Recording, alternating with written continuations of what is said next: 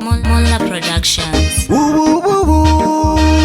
Ndinonzi Shango Shona Benji Gwenzalo. Yeah, hauna kuzurura mweya wake, hauna kuzurura mweya wake. Ndimi makamuramba zimana wenyu muchimushauta mune hama dzenyu akati chisarai ndakuyenda zvangu ndoenda musara muri vapenyu. Imi makamuramba zimana wenyu muchimushauta mune hama dzenyu akati chisarai ndakuyenda zvangu ndoenda musara muri vapenyu. Saka muri hukuwai inokandira mazai yorarira vamwe nechirudzi inhai. Chiro sadza riripo airarira mangai akati ndofa ndinyere rifanika hwai. Vachingoti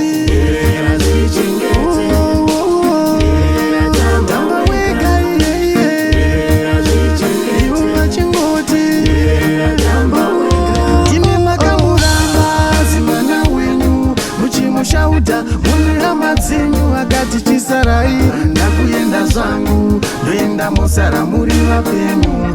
Imi makamuramba zimwana wenyu muchimushauta mune hama dzenyu akati chisarai ndakuyenda zvangu ndoenda musara muri vapenyu. Handiti mai mukava sebhora rechikweshe kumupedzera shungu marohwa nemasese. Chiti haana musoro mwana wemurombo pese paatadza muchitema nematombo. Hauna kuzurura mweya wake, imi mune ropa mumaoko. Hauna kuzurura mweya wake, ndimi mune ropa mumaoko. Ndimi makamuramba zimwana wenyu muchimushauta mune hama dzenyu akati chisarai ndakuyenda zvangu ndoenda musara muri vapenyu. Imi makamuramba zimwana wenyu muchimushauta mune hama dzenyu akati chisarai ndakuyenda zvangu ndoenda musara muri vapenyu. Saka muri hukuwai inokandira mazai yorarira vamwe nechirudzi inhai. Chiro sadza riripo airarira mangai akati ndofa ndinyere rifanika hwai. Vachingoti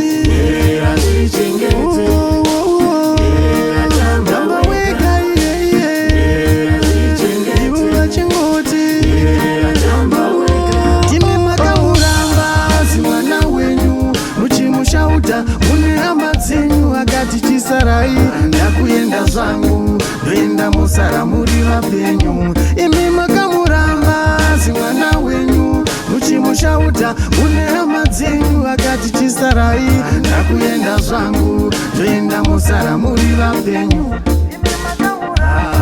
Zimwana wenyu muchimushauta mune hama dzenyu akati chisarai ndakuyenda zvangu ndoenda musara muri vapenyu. Zimwana wenyu muchimushauta mune hama dzenyu akati chisarai ndakuyenda zvangu ndoenda musara muri vapenyu.